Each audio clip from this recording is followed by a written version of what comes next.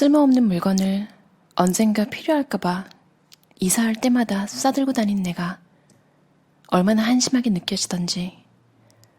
그날 수첩뿐 아니라 베란다 안의 박스를 모조리 비워냈다. 그렇게 텅 빈 베란다를 본 순간의 느낌은 지금도 생생하다. 답답했던 가슴이 뻥 뚫리는 것 같은 홀가분함. 태어나 처음 느끼는 감정이었다.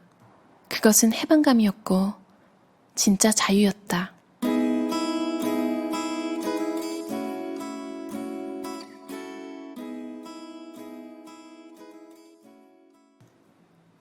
그때를 시작으로 나는 집안의 물건을 비우기 시작해 이제는 여행 가방에 다 들어갈 만큼 줄였다.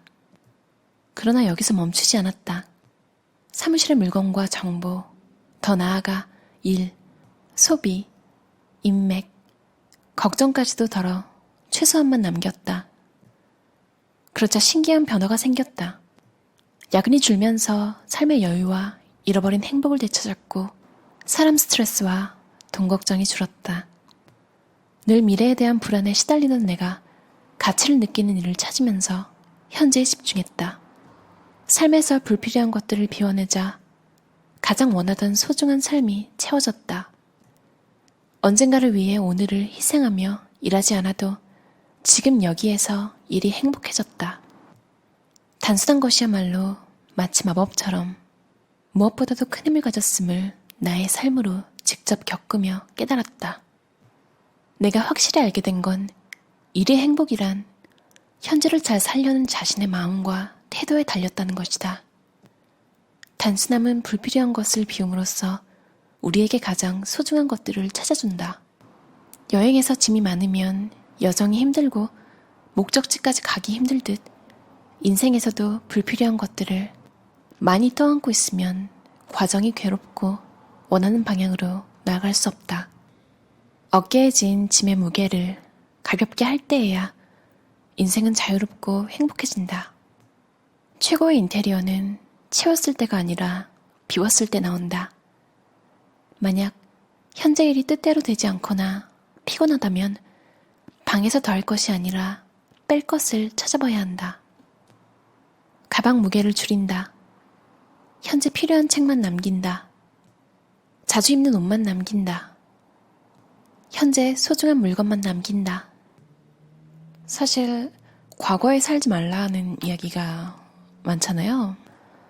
그건 과거에 매몰돼서 과거의 기억에 매몰돼서 살지 말라는 이야기잖아요. 왜냐면 실제로는 현재밖에 살 수 없는 존재잖아요.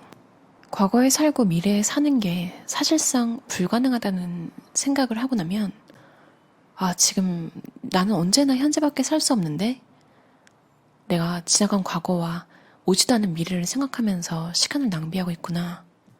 뭔가 지금 가진 거를 놓친다는 느낌이 들면 정신이 딱 차려지는 것 같아요. 그러면 이제 과거에는 즐겼지만 현재는 솔직히 말해서 정말 두세 달 넘게 손도 대지 않은 물건, 그러니까 계절용품이라서 사용하지 않은 것 빼고 취향이 변해서 사용하지 않는 것들을 버리기 쉽게 해주는 것 같아요. 우리는 언젠가 죽고 우리가 살 수 있는 건 현재밖에 없다. 이 현재가 쌓이는 게 미래다. 그리고 지금 이 낭비하는 시간이 과거가 되어버릴 것이고 그걸 후회하게 만들면 너무 아깝지 않나 이런 생각이 드네요. 그러니까 의도적인 휴식, 그러니까 내가 쉬고 싶어서 쉬는 게 아니라 뭔가를 해야 하는데 집중을 못하고 말 그대로 몸만 피곤하고 정말 내 스스로 그냥 시간을 낭비했다라고 밖에 말할 수 없는 그런 것들이 계속 쌓이면 그 불편한 기분이 삶을 장악하는 것 같아요. 그래서 차라리 뭔가 집중이 안 되면 차라리 확 쉬는 게 나은 것 같아요. 아니면 밖에 잠깐 나가서 걷고 오는 게 최고인 것 같아요. 누군가를 만난다면 카페에서 차 한 잔 마시거나 도심의 공원이나 한강에서 서로 싸운 도시락을 나눠 먹거나 둘레길을 함께 걷는 것만으로도 족하다. 소중한 사람이 곁에 있다는 것이 중요하다. 절에 가거나 봉사활동을 하는 것도 한참을 잊었다가 다시 찾은 일상의 행복이다. 내 마음에 집중하면 힘든 일에도 초연할 수 있는 평안함을 얻는다. 봉사를 하면 딱딱해진 마음이 포근해진다. 내가 누군가에게 필요한 존재가 된 것 같아서다. 내가 비로소 집 크기에 대한 집착에서 벗어난 건 물건을 줄인 뒤였다. 물건이 줄자 상대적으로 집이 넓어져서 더 큰 집으로 이사가지 않아도 괜찮았다. 게다가 비움의 미학이 깃든 물건 없는 집은 아름답고 편안했다. 살고 있는 집으로도 만족스러웠다. 현재는 여행 가방만큼의 물건만 가지고 살기에 더더욱 큰 집이 필요 없다. 소유한 가구도 접이식 책상과 의자뿐이다. 큰 집에 대한 집착이 덜어지자 이를 대하는 마음은 한결 편했다. 회사를 다니는 마음이 가벼워졌고 이후 하고 싶은 일을 시도할 용기도 낼 수 있었다. 집에 대한 우리의 잘못된 인식을 바꿔야 한다. 집은 사는 사람에게 행복을 주는 공간이어야 한다. 마음을 편하게 해주는 집, 진정 원하는 삶을 살게 해주는 집이 가장 좋은 집이다. 물건에 집세를 내기 위해 남의 시선 때문에 사는 곳이 되어서는 안 된다. 많은 물건 때문에 집 크기를 늘린 것이라면 물건부터 줄인다. 물건이 적으면 작은 집에 살아도 전혀 좁게 느끼지 않는다. 오히려 물건 많은 큰 집보다 물건 적은 작은 집이 훨씬 넓게 느껴진다. 실제로 은퇴 전문가들은 노후 불안을 줄이는 방법으로 물건을 줄이고 작은 집으로 이사하는 등 삶의 규모를 축소할 것을 권한다. 우리가 행복하게 일하기 위해 키워야 할 것은 직장 내에서의 생존력만이 아니다. 직장 밖에서 현명하게 잘 살아가는 것이야말로 가장 행복하게 일하는 방법이다. 돈에 대한 불안을 줄이는 가장 좋은 방법은 적게 지니고 단순하게 사는 것이다. 미니멀 라이프 열풍이 분 뒤로 집에서 불필요한 물건을 비우는 사람들이 많아졌지만 여전히 사무실에서는 일할 때 필요하지 않은 물건을 쌓아두고 사는 사람이 많다. 직장인들은 잠자는 시간을 제외하면 집보다 사무실에 있는 시간이 더 긴데 왜 바꿀 생각을 하지 않는 것일까? 자잘한 책상 정리도 좋지만 애초에 물건이 없으면 정리할 필요가 없다. 이것은 일에 필요한 핵심만 남겨서 자유롭고 행복하게 일하는 방법에 대한 이야기이다. 치워라, 내일 관둘 것처럼. 나는 여전히 사표를 가슴에만 품고 사는 소심한 직장인이었다. 그런데 회사에서 내 물건을 다 치우고 나니 이상하게 오늘이 출근 마지막 날 같은 기분이 들었다. 내일부터 자유롭게 놀 생각에 부푼 채 인수인계만을 남긴 느낌이랄까? 실제로 그만두지 않아도 기분만큼은 그랬다. 처음 집에서 물건을 줄이면서 텅 빈 베란다를 봤을 때 홀가분한 기분이 오랜만에 다시 찾아왔다. 매일 사무실로 출근은 하지만 개인적인 물건이 없으니 오늘만이라도 마음만 먹으면 홀가분하게 몸만 나오면 될 것 같았다. 그래서인지 일에 대한 부담이 줄어서 똑같은 일을 해도 이전처럼 하기 싫다는 생각이 덜 들었고 대화가 부담스러웠던 사람을 대하는 것도 편해졌다. 하루에도 몇 번씩 때려치우고 싶던 마음이 차츰 가라앉았다. 아무것도 없는 책상은 업무에도 효과적이었다. 일할 때는 가방 안에서 노트북과 마우스, 수첩 정도만 책상에 꺼내놓고 일했는데 눈앞에 시선을 빼앗는 것들이 없어지자 생각이 당장 할 일에만 집중됐다. 나는 이 자유로움이 좋아서 지금도 책상에 아무것도 두지 않는다. 지난 몇 년간 업무용으로 쓴 물건은 노트북, 마우스, 펜, 수첩, 텀블러, 서류철 하나씩이 전부였다. 아무것도 없는 책상은 곧 자유다. 잔뜩 쌓아두는 데는 나름의 이유가 있다. 없어지면 큰일 날 것 같고 언젠가 쓸 거라는 굳은 믿음 때문이다. 정보가 많을수록 일을 더 잘할 거라고 믿는다. 그러나 진실은 정보를 적게 소유한다고 해서 무슨 일이 나진 않으며 정보가 많다고 해서 일을 더 잘하진 않는다는 것이다. 가장 가치 있는 정보에 집중하고 나머지는 다 버릴 수 있어야 한다. 그래서 복잡한 이 사회에서는 정보를 잘 선별하는 것이야말로 가장 큰 경쟁력이다.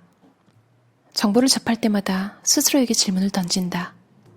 과연 이 정보가 지금 하는 일에 반드시 필요한 것인가? 아니오라고 생각될 때는 미련 없이 눈을 돌린다.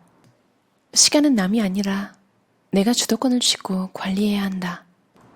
야근에서 벗어나 정말 중요한 일에 집중하는 삶을 살고 싶다면 때론 연결되지 않는 삶이 반드시 필요하다. 부담스러운 일은 거절한다. 지나치게 부담스러운 일은 생산성 저하와 스트레스를 초래하므로 거절한다. 타인이 요청한 업무가 현재 업무에 지장 준다면 거절하기. 요청받은 일 중에서 금방 끝낼 수 있는 건 빨리 해치우기.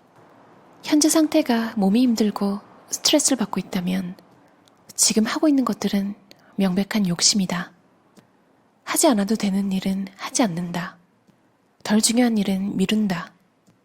눈앞에 있는 하나의 일에만 집중한다. 나는 내게 진짜 중요하고 소중한 사람들을 찾기 위해 관계를 줄였다. 연락처가 60명에서 40명으로 줄고 지금은 단 20명만 저장돼 있다. 최소한으로 줄이고 나니 연락처가 스크롤 한 번이면 다 보여서 현재의 내게 가장 필요한 사람들이 누구인지를 거듭 생각한다. 일적으로는 중요한 인맥을 더 잘 챙길 수 있고 사적으로는 보고 싶은 사람만 볼 수 있어서 좋다. 제가 호주에서 일을 하면서 네팔에서 오신 네팔 분들 2명이 기억이 나요. 그분들은 아무랑도 안 싸우더라고요. 아무랑도 어색한 관계가 없고 아무랑도 엄청나게 친하게 지내는 그런 느낌을 주지 않는 그냥 항상 고요한 거예요. 한국에서 이제 네팔 음식 레스토랑에 가면 그런 느낌이 있었는데 이게 국민성 같은 건가요? 우리나라는 빨리빨리 뭐 이런 게 있듯이 되게 유하고 모든 걸 다 오케이 할 것 같은 사람들인데요. 그 사람들이 평안할 수 있는 배경에는 알고 보면 그 친구들만큼 거절을 잘하는 사람들이 없더라고요.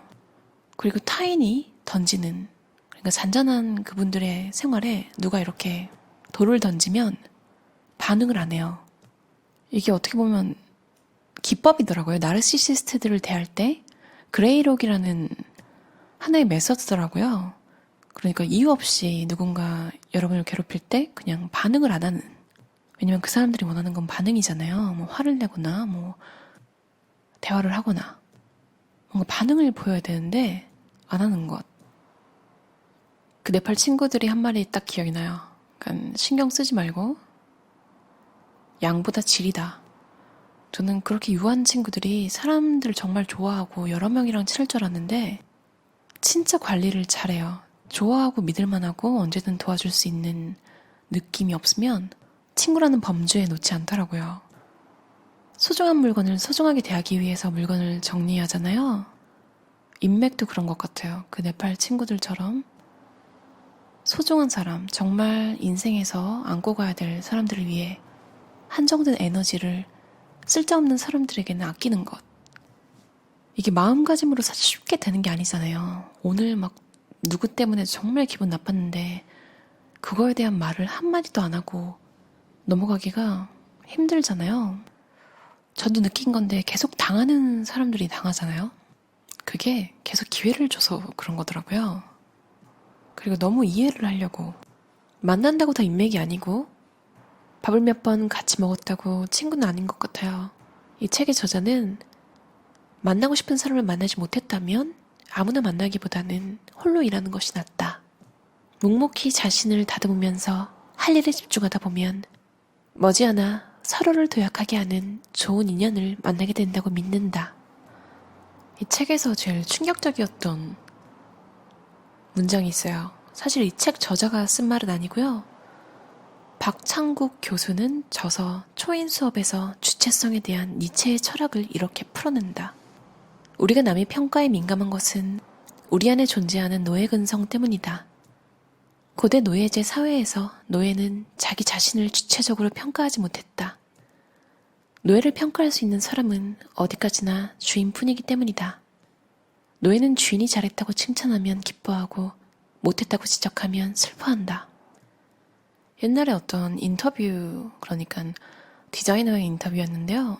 1인 매거진을, 그러니까 혼자 매거진을 만드는 분이었는데 모토가 뭐냐면 내 마음에 드는 것 만들기. 내 마음에 드는 걸 만들면 최소한 나는 만족시킬 수 있다. 근데 남 생각을 하면서 만들면 그 결과는 모른다는 거죠. 어쩌면 그 누구도 만족시키지 못할 수 있는 사태가 벌어질 수 있잖아요. 인생이 뭐 거창하다면 거창한데 어느 정도 밥벌이를, 그러니까 본인이 자신을 서포트할 수 있는 위치만 넘어서면 그 후에는 뭐 그냥 밥값을 하고 뭐 본인이 안 해도 뭐 집에서 원래 재산이 많을 수도 있겠죠. 그냥 오늘 내가 마음에 드는 낙서 하나 해도 괜찮은 삶인 것 같다는 생각을 했어요. 뭐 거창한 걸 만들지 않아도 오늘 한 요리가 너무 맛있었다, 이런 기분으로 잠들 수 있다면 좋은 하루였던 것 같아요. 업무, 인간관계, 집, 명상, 그리고 원하는 것을 이루고 난 후에 생각까지 정말 여러모로 친절하게 나와 있고 꼭 한 챕터마다 정리가 꼭 되어 있어요, 마지막 바닥에. 그래서 책을 그냥 술술 읽기만 해도 머릿속에 정리된 게 남는 기분이 드는 책이었어요. 좋은 인용구도 많고 좋은 삶을 살려고 굉장히 노력한 느낌이 드는 탁진현 저자의 가장 단순한 것의 힘. 저도 일을 하면서 항상 즐겁거나 좋은 일만 있는 게 아니라 요즘 좀 자괴감에 빠져 있었는데요. 이 책에서 업무 파트 쪽을 많이 읽고 나니까 마음이 조금 가벼워졌어요.